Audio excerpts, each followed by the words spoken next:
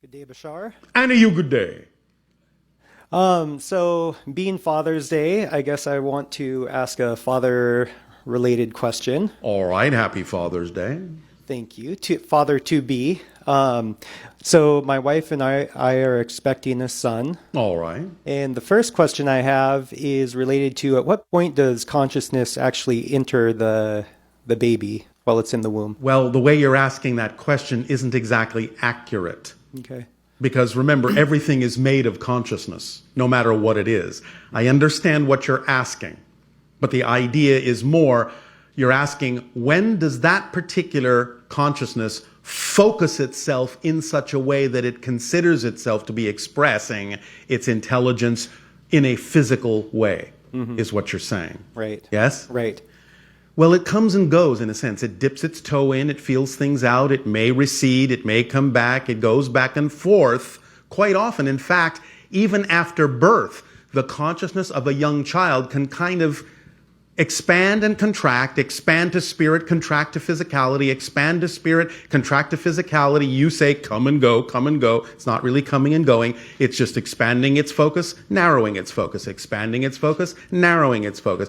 This can happen even for the first 3 or 4 years of life. Do you understand? Mm-hmm. But if you're asking the question, when is it capable of expressing consciousness through the actual physical form in a way that you understand as the expression of intelligence? Is that what you're asking? Yes. 49 days. Wow. Early on. Yes. So that then along that Because line, at that point, the structures then exist within the embryo that allows for the expression of consciousness in the way you understand it, in the way that it needs to express itself as a physical being. Then it's capable of actually expressing the idea of awareness in physical terms. Until that time, there is no structure in the embryonic brain that allows that expression to actually happen in physical terms. But it takes 49 days for that structure to be formed. Does that make sense? yes, it does. All right. So while the baby's been developing, what are ways that we can support and nurture the growth of the child, both, well, in all ways, spiritually, energetically, mentally, emotionally? Well, again, obviously, first and foremost, by being your true selves, because then the child is being born to parents that are willing to be their true selves, which then act as living examples for the child and how they can be their true selves as well. That's first and foremost, yes? Yeah, definitely. All right. Okay. So then the rest is up to your own imagination. When you are more your true self, you will have the inspirations and the ideas of what to do that would benefit all of you as a family. Yes? Yes. When the child then comes into physical reality, as we have said previously, then it comes into the idea of quote unquote educating the child, helping them, guiding them, acclimating them to the concepts of physical reality and your societies specifically. Then it's about making sure that you teach them that they are self-empowered beings, as powerful as they need to be to manifest whatever they truly need in life without having to hurt themselves or anyone else in order to do so.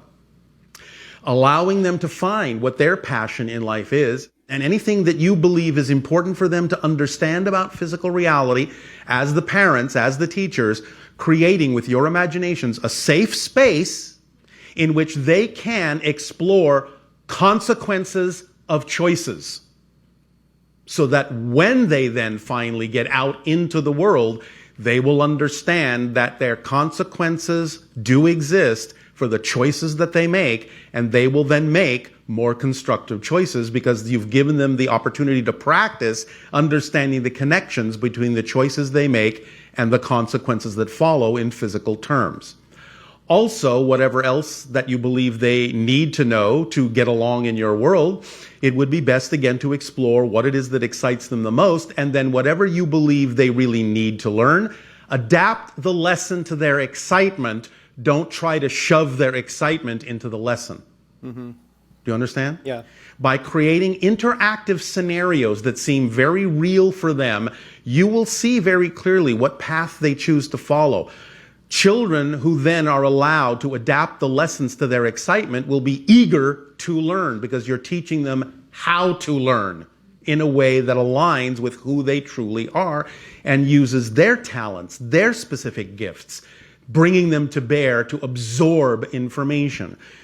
The bottom line, in a sense, about the idea of teaching information that you believe is important to teach and allowing them to retain that information is telling them stories. Story structure is the way all of you absorb information the best and retain it for the longest. That's why stories have existed on your planet for thousands upon thousands of years. Story structure is not something that you invented. Story structure is something you discovered within your consciousness, within your psyche. It's a specific pattern of consciousness and self-reflectivity that when you tell a story in a certain way with a certain kind of information that hits those story structure points, it resonates within you. It strikes a chord within you. And that allows the information to stick because they're willing to absorb it because you've hit that chord.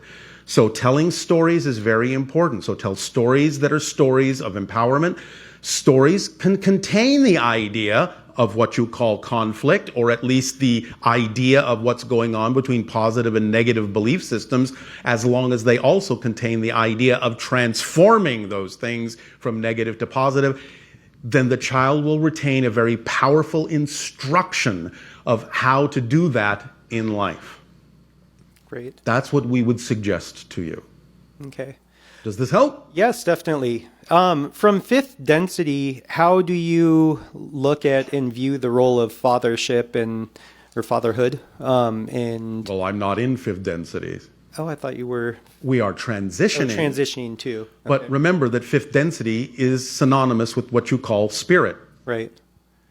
Therefore, in that sense, it's not quite the same kind of an experience in non-physical reality as it is in physical reality, except the basic premise that it's about, in a sense, creating what I call that space, that provision of space in which people can grow and learn and become themselves. That can translate in physical terms. You usually think, I know this is changing and it's supposed to change and become more balanced, but I know that classically you usually look at the idea of the masculine energy as the provider. You understand? Right. Now, all of you have that energy. All of you have the masculine, all of you have the feminine. It's about finding the balance within and empowering everyone in an equal way. But the idea of that energy in general, that archetypal energy, is to provide that space in which something can then be nurtured by the feminine energy, so it gets both of those energies, the provider and the nurturer, and creates that safe, balanced space in which the child can grow in strength and balance and contain both of those energies and expressions of those energies themselves. So that's the spiritual view of the energy. Yeah, that's great. Does that help? Definitely. Yes. I'd like to breach one more topic, if I may. Yes. So I work with a lot of people that have had head injuries, Oh, how concussions. exciting. Not for them. You don't know that for a fact. You're right. It's very challenging. But one thing that I find is people who have had concussions, they tend to hit their heads a lot, and they just attract bumping their head into headboards and someone else's head and corners way more than anyone else would. They're trying to get something through to themselves that they're not getting. They are stubbornly refusing to pay attention, so they're beating their heads against the wall over and over again until they get the point, till they let it in. But it's Now, that's not the case all the time. Okay. Understand, I'm giving you a generalization. Right. You have to take everything like this on a case-by-case, person-by-person basis to know what the reason is that they may specifically be doing that. Nevertheless, in general, on average, it's usually a representation that someone is refusing to pay attention. They're afraid to pay attention of something that they really need to pay attention to, and therefore they're actually trying to disorient themselves, realign their perspective. They're trying to, in a sense, beat the idea into themselves and pay attention to something that they are refusing and resisting to pay attention to, in general. So, if you can figure out what that is with them and work with them that way and get them to really investigate some of their fear-based beliefs, you may actually help alleviate that behavior. Right, that repetitive head banging. Yes. Okay. What is it you're trying to get through your thick skull? To put it that way. Right. What is it you're trying to get here? What are you afraid to get? That's usually the basis of it. What are you afraid will happen if you suddenly became your true being? Right. Right. It's that resistance that usually causes it to get that extreme because you're trying to get your own attention. Mm-hmm. Again, generally. Right. Right. Does this help? Yes, with healing head injuries, though, and this That's another subject. No, not so much. I'm not going to go into healing them so much, but I've heard you talk about healing modalities and healers, and that it's never actually the modality or the healer or the medicine that actually heals. No, the person heals themselves by matching the vibration the healer or medicine is giving off that represents the healed state. If the person decides to align with that particular frequency representing the healed state, they will heal themselves. So then why is it with the modality that I use, head injuries tend to respond, very quickly? What is it about their attraction to this modality that allows them to align with that frequency? It's the permission slip that works best for some of their belief systems. Yes? Okay. Or doesn't. Yeah. Again, many people will come to a healer to prove they can't be healed. Therefore, you've given them what they asked for. All you need to do is do your job. It's none of your business what they do with what you give them. That's not your job.